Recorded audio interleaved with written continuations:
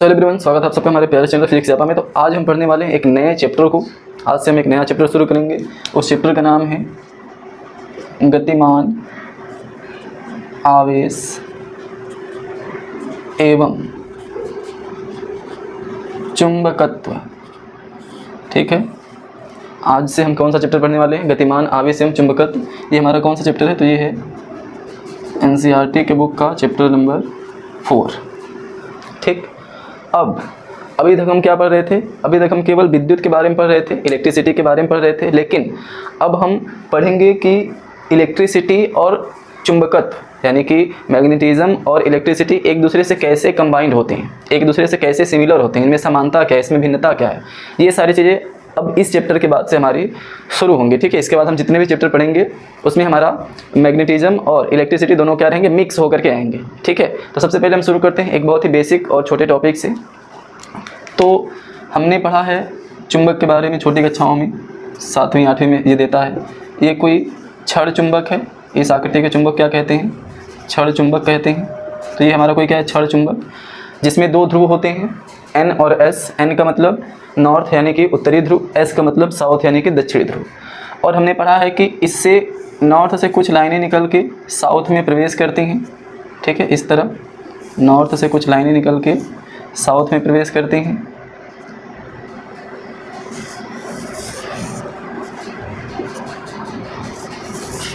इस तरह से। ठीक है, इन लाइनों को क्या कहा जाता है? इन लाइनों को कहा जाता है चुंबकीय क्षेत्र रेखा। ठीक है, ये जो लाइनें चुंबक से निकलती हैं, नॉर्थ साइड से निकलती हैं, साउथ साइड में इंटर करती हैं, ये क्या होता है? चुंबकीय क्षेत्र रेखा कहलाती हैं, मैग्नेटिक फील्ड लाइंस। और यहीं से हमारे पास एक वर्ड मिलता है कि क्या होता है चुंबकीय क्षेत्र। क्या होता है चुंबकीय क्षेत्र यानी कि मैग्नेटिक फील्ड। तो अब हम बात करते हैं कि मैग्नेटिक फील्ड क्या होता है। तो इससे पहले मैंने आप लोगों को बताया था कि जब कोई आवेश होता है या फिर कोई आवेशित वस्तु होती है तो इससे कुछ लाइनें, अदृश्य लाइनें निकलती हैं, जिसको हमने क्या नाम दिया था? जिसको हमने नाम दिया था विद्युत क्षेत्र। ठीक है, किसी आवेश या कहते हैं कि स्थिर आवेश, किसी आवेश से जो अदृश्य रेखाएं बाहर निकलती हैं उसे विद्युतीय क्षेत्र रेखा कहते हैं। और ठीक उसी तरह से जो चुंबक है, चुंबक से भी कुछ अदृश्य रेखाएं निकलती हैं, जिसको हम क्या कह देंगे? चुंबकीय क्षेत्र रेखा कहेंगे। और जितने एरिए में ये चुंबकीय क्षेत्र रेखाएं अपना प्रभाव डालेंगी उस एरिया को हम क्या कहते हैं? चुंबकीय क्षेत्र कहते हैं। अगर हम इसको लिखना चाहें तो लिख सकते हैं कि किसी चुंबक के चारों ओर का वह क्षेत्र, किसी चुंबक के चारों ओर का वह क्षेत्र जिसमें कोई अन्य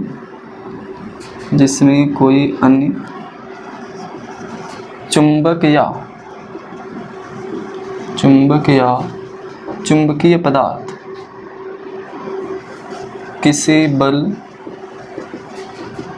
का अनुभव करते हैं उसे चुंबकीय क्षेत्र कहते हैं। ठीक है, एक बार पढ़ते हैं इसको। किसी चुंबक के चारों ओर का वह क्षेत्र जिसमें कोई अन्य चुंबक यानी कोई दूसरा चुंबक या कोई चुंबकीय पदार्थ जैसे लोहा किसी बल का अनुभव करते हो उसे चुंबकीय क्षेत्र कहते हैं। किसका? पहले वाले चुंबक का। जैसे मैं कहूँ कि हमारे पास ये चुंबक का छोटा सा टुकड़ा है और ये एक हमने यहाँ बाउंड्री बना दी, ये हमने बाउंड्री बना दी और मैंने कहा कि एक हम कोई दूसरा चुंबक यहाँ पर लाते हैं इस तरह से NS। यदि ये पहला जो चुंबक है ये इसको अपनी तरफ खींच रहा है या फिर धकेल रहा है, समान पोल होंगे तो धकेलेगा, विपरीत रहेंगे तो खींचेगा। तो अगर ये यहाँ पर रखने पर ये किसी बल का अनुभव कर रहा है तो ये किसके कारण अनुभव कर पा रहा है? इस वाले चुंबक के चुंबकीय क्षेत्र के कारण अनुभव कर पा रहा है। अगर मान लीजिए कि इस चुंबक का चुंबकीय क्षेत्र यहाँ तक फैला हुआ है और इस चुंबक को हमने इसके फैलाव से परे रखा यानी दूर रखा है, तब इस पर कोई भी बल नहीं लगेगा, यानी कि उस समय इस चुंबक पर कोई बल नहीं लगेगा, ये किसी भी बल का अनुभव नहीं करेगा। अब जैसे ही हम इस चुंबक को इसके फील्ड में लाते हैं, यानी इसको मैंने मान लीजिए यहाँ पर ला दिया धकेल कर, तो जैसे ही ये चुंबक इसके फील्ड में आ जाता है, इसके मैग्नेटिक फील्ड में आ जाता है, तब इस पर एक फोर्स लगने लगता है, यानी ये तब एक बल का अनुभव करेगा। अगर समान ध्रुव रहेगा तो बाहर की तरफ बल का अनुभव करेगा, और यदि विपरीत ध्रुव रहेगा तो अंदर की तरफ बल का अनुभव करेगा। यानी कि कोई भी चुंबक किसी दूसरे चुंबक के चुंबकीय क्षेत्र में जाने पर ही बल का अनुभव कर सकता है, उससे बाहर होने पर नहीं कर सकता। तो इसीलिए कहते हैं कि किसी चुंबक के चारों तरफ का वह क्षेत्र जिसमें कोई दूसरा चुंबक या अन्य चुंबक या कोई अन्य चुंबकीय पदार्थ एक बल का अनुभव करता हो, उसे ही हम क्या कहेंगे, पहले चुंबक का चुंबकीय क्षेत्र कह देते हैं। ठीक है, तो अब मैं आशा करता हूँ आपको समझ में आ गया होगा कि चुंबकीय क्षेत्र किसे कहते हैं। ठीक है, तो चलिए इसको मिटाकर हम एक और ज़रूरी टॉपिक पर डिस्कस कर लेते हैं। इसके बाद हम देखते हैं और स्टेड का प्रयोग। और स्टेड का प्रयोग, और स्टेड ने देखिए अपना प्रयोग कैसे किया था और इन्होंने इससे क्या निष्कर्ष निकाला था, क्या चीज़ें इन्होंने पता लगाई थी।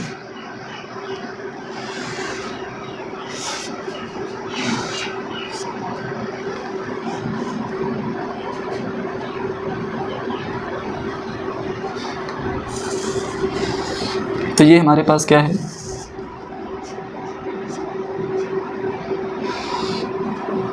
कोई दप्ती है,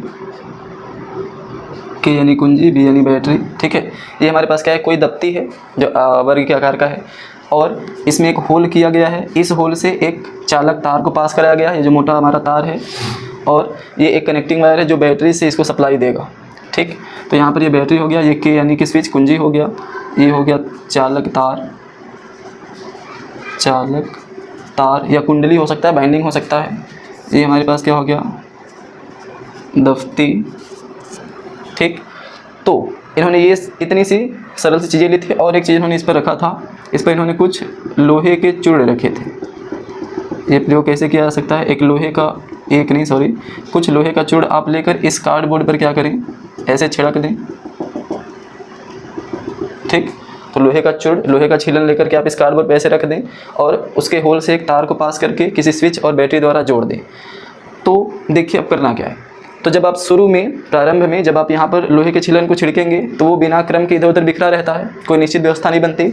लेकिन ऑर्स्टेड ने जब इसमें करंट फ्लो कराया, कहने का मतलब जब स्विच को इन्होंने ऑन किया, तो जैसे ही स्विच को ऑन किया जाता है तो ये जो लोहे के छिलन पहले बिना ही निश्चित क्रम के इधर उधर फैले होते हैं, वो अब एक निश्चित पैटर्न में आ जाते हैं। वो अब क्या करते हैं, एक निश्चित पैटर्न में आ जाते हैं, यानी एक निश्चित आकृति बना लेते हैं। और वो आकृति कैसी होती है, तो वो एक ऐसे सर्कल के रूप में इस तार के चारों तरफ व्यवस्थित हो जाते हैं। ठीक है, तो इससे इन्होंने पता क्या लगाया, इससे इन्होंने ये पता लगाया, पहला चीज़ तो पता ये चला कि आखिर ये लोहे के छीलन जो थे, लोहे के जो चूड़ थे, वो पहले वाले पोजीशन से बदले क्यों। पहले तो यहाँ वहाँ इधर उधर बिखरे थे जब धारा नहीं बह रहा था, तो लेकिन जैसे ही स्विच ऑन करके धारा इसमें भेजा गया, तो जैसे इस तार में करंट आया तो ये लोहे के छीलन अपने पोजीशन को बदल लिए, यानी एक निश्चित पैटर्न बनाने के लिए पोजीशन बदले। तो पोजीशन क्यों बदले, एक लोहे का टुकड़ा अपनी स्थिति यानी पोजीशन को क्यों बदलेगा। मैं आपसे कहूँ कि एक लोहे का टुकड़ा ऐसे इस तरह से यहाँ पर रखा हुआ है, इसका ए बी कोई साइड है, और इसके पास कोई आप चुंबक ला दो, ये कोई चुंबक है, तो जैसे ये चुंबक इसके पास आता है तो ये लोहे का जो टुकड़ा है ये अपनी स्थिति बदलेगा कि नहीं, ये इसके पास आने का प्रयास करेगा, यानी कि ये थोड़ा सा अपनी स्थिति से विचलित होगा, यानी कह सकते हैं कि यहाँ आएगा या इससे आके चिपक जाएगा, मतलब अपना पहला वाला स्थिति बदलेगा। तो यहाँ पर ये बदलने का कारण क्या था, बदलने का कारण था ये चुंबक, यानी इसके आसपास कोई चुंबकीय क्षेत्र आया, कोई चुंबक आएगा तो चुंबकीय क्षेत्र आएगा, तो यानी कोई चुंबकीय क्षेत्र आया, इस वजह से लोहे के टुकड़े ने अपनी पहली वाली स्थिति को बदल के एक नई स्थिति को धारण की। तो यहाँ पर भी ऑर्स्टेड ने यही अनुमान लगाया कि जैसे ही करंट को इसमें भेजा गया, तो जो लोहे के चूड़ पहले यहाँ वहाँ पहली अवस्था में थे, यहाँ पर जब करंट आया तो ये अपनी स्थिति को बदल के एक निश्चित आकृति में परिवर्तित हो गए। तो इसका कारण ये हो सकता है कि जैसे इसमें करंट आया तो यहाँ पर एक चुंबकीय क्षेत्र बन गया, जैसे ही इस तार में करंट आया तो यहाँ इसके चारों तरफ क्या हुआ, एक चुंबकीय क्षेत्र बन गया, यानी कि ये जो तार है एक चुंबक बन गया। ये जो पहले तार था नॉर्मल कॉपर का, एल्युमिनियम का, चाहे जिस भी चीज़ का, जैसे इसमें करंट आया एक चुंबक बन गया। इसी चुंबक के कारण इसके चारों तरफ एक चुंबकीय क्षेत्र बना, और उसी चुंबक या चुंबकीय क्षेत्र के प्रभाव में आकर ये लोहे के चूड़ अपने पहले वाली स्थिति को बदलते हैं और एक निश्चित आकृति में इकट्ठे हो जाते हैं। अब ये आकृति जो है क्या थी, इस कार्डबोर्ड पर जो लोहे के चूड़े थे सर्किल के रूप में एकत्रित हुए। तो इन्होंने अनुमान लगाया कि जो सीधा तार होता है, जो सीधा वायर होता है, इसमें जब करंट फ्लो कराते हैं तो इसके चारों तरफ जो चुंबकीय क्षेत्र बनता है वो एक सर्किल टाइप का बनता है। यानी किसी सीधे चालक तार के चारों तरफ जो ये मैग्नेटिक फील्ड बनता है, उत्पन्न होता है करंट फ्लो कराने पर, वो कैसा बनता है, सर्किल के रूप में होता है। जैसे अगर मान लें कि ये क्या है, मेरे पास एक वायर है, इसमें हम अगर करंट फ्लो कराएं तो यहाँ जो चुंबकीय क्षेत्र बनेगा कैसे बनेगा, ऐसे सर्किल के रूप में बनेगा। और उस मैग्नेटिक फील्ड का जो एंगल होता है वायर से वो कितना होता है, 90 डिग्री होता है। ठीक है, जैसे ये वायर है तो यहाँ से जो मैग्नेटिक फील्ड होता है ऐसे 90 डिग्री पर सर्किल के रूप में जनरेट होता है। ठीक, तो ये था ऑयरस्टेड का प्रयोग, ऐसे उन्होंने प्रयोग किया था। आप यहाँ पर ये प्रयोग लोहे का चूर्ण नहीं है तो आप चुंबकीय कंपास लेकर भी कर सकते हैं, यानी कि जो दिक्सूचक होता है यानी दिशा सूचक यंत्र होता है उसको भी इस वायर के पास रखेंगे तो उसमें जो सुई लगी होती है, दिशा सूचक यंत्र में जो सुई लगी होती है कंपास, वो भी अपने स्थान से घूम जाएगी। शुरू में मान लीजिए कंपास आपने इस दिशा में ऐसे रखा है, कंपास की सुई मान लीजिए शुरू में इस दिशा में है, तो जैसे ही आप करंट को यहाँ पर फ्लो कराएंगे तो ये जो है अपने पहले वाली पोजीशन से थोड़ा सा घूम जाएगी। क्यों घूमेगी, ये कंपास चुंबक का बना होता है, तो एक चुंबक क्यों विचलित होगा, जब उस पर कोई दूसरे चुंबक का चुंबकीय प्रभाव पड़ेगा। तो जैसे ही करंट आता है तो इसका मतलब ये जो वायर है ये एक चुंबक की तरह कार्य करने लगता है, और चुंबक की तरह कार्य करेगा तो जाहिर सी बात है कि उसके चारों तरफ चुंबकीय क्षेत्र भी बनेगा। तो इससे पता चलता है कि हम विद्युत धारा को यानी कि इलेक्ट्रिसिटी को कन्वर्ट कर सकते हैं। इलेक्ट्रिसिटी को क्या कर सकते हैं, कन्वर्ट कर सकते हैं किसमें, मैग्नेट के रूप में। यानी हम इलेक्ट्रिसिटी से मैग्नेट बना सकते हैं। ये बात किसने बताई हमको, ऑयरस्टेड ने बताई। अब इन्होंने क्या बताया था वो कथन अगर हम लिखना चाहें तो लिख सकते हैं कि ऑयरस्टेड के नियमानुसार, यानी इन्होंने अपना प्रयोग किया, फिर अपना एक नियम बताया। क्या बताया कि जब किसी तार में, तार या चालक तार लिखें, में विद्युत धारा प्रवाहित की जाती है, यानी फ्लो कराई जाती है, प्रवाहित की जाती है, तो उसके चारों तरफ एक चुंबकीय क्षेत्र स्थापित हो जाता है।